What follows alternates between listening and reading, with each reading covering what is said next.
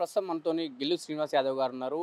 ఏదైతే కొడంగల్‌లో జరిగిన ఘటనపై మంత్రి సీతక్కపై ఎందుకు ఫైర్ కావాల్సొచ్చింది అనే విషయాలపై మనం మాట్లాడే ప్రయత్నం చేద్దాం. అన్న ఏంటి అంత ఘాటుగా మంత్రి పైన ఫైర్ గానికి ప్రధాన కారణం ఏంటి?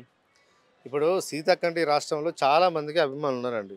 ఇవాళ రాష్ట్ర ప్రభుత్వం మహిళా శిశు సంక్షేమ శాఖ బాధ్యతలు ఇవాళ వారికి ఇవ్వడం జరిగింది.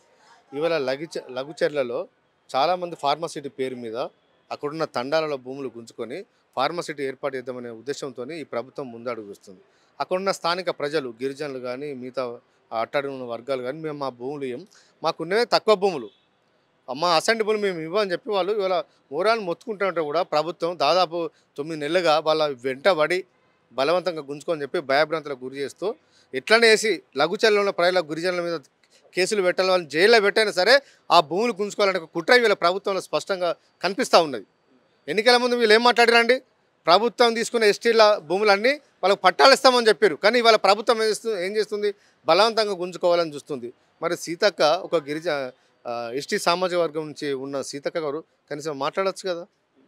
ఎందుకు స్పందిస్తలేరంటున్నారు? రేవంత్ రెడ్డి గారు ఎట్లా చెప్తే అట్లుంటుంది. సీతక్క గిరిజనుల కంటే సీతక్కకు రేవంత్ రెడ్డి గారు ఎక్కువ అయిపోయారు ఇవాళ.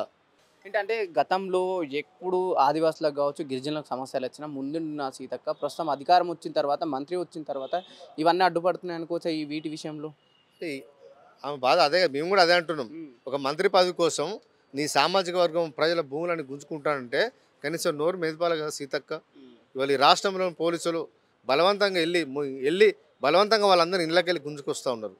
ఒక గర్భిణీ స్త్రీ మొత్తుకుంటుంది, నాకు ఎవరు లేరు, నేను అనాథగా ఉన్నా, నాకు ఎవరు లేరు, నా భర్త మాత్రమే నాకు ఉన్న, నా కుటుంబ సభ్యులు వేరే ఎవరు లేరు, నన్ను చూసుకుంటే వాళ్ళు ఎవరు లేరు, ఇడిచిపెట్టా అని చెప్పి పోలీస్ స్టేషన్కి వెళ్ళి మొత్తుకున్నా కూడా వాళ్ళు కనకనిస్తారని చెప్పినప్పుడు సీతకు ఒక మాటైనా మాట్లాడిందా? ఇవాళ శిశు సంక్షేమ శాఖ మంత్రి కదా, మహిళా శిశు సంక్షేమ శాఖ మంత్రి, కనీసం స్పందించాల్సిన బాధ్యత ఉంది కదా.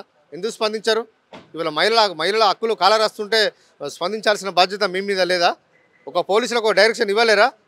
ఫైనల్గా ఈరోజు కొడంగల్కి ఎస్టీ కమిషన్ రాబోతుంది. మీ నుంచి ఏ విన్నవం చేయదలుచుకున్నారు ఎస్టీ కమిషన్కి? ఇప్పుడు లఘుచర్లకు సంబంధించిన ఎవరైతే ఫార్మాసిటీ పేరు మీద భూములు కోల్పోతూ ఉన్నారో వాళ్ళందరూ ఖచ్చితంగా ఏ కమిషన్ వచ్చినా, ఏ రాజకీయ పార్టీ వచ్చినా వాళ్ళ సమస్యలు విన్నవిస్తారు, వాళ్ళ జరిగిన అన్యాయాల గురించి ఖచ్చితంగా వాళ్ళు వివరిస్తారు. కాబట్టి వాళ్ళకు ఏ సంస్థ వచ్చినా ఆ లఘుచర్ల ప్రజలకు న్యాయం చేయాలని చెప్పి మేము డిమాండ్ ఇస్తూ ఉన్నాం.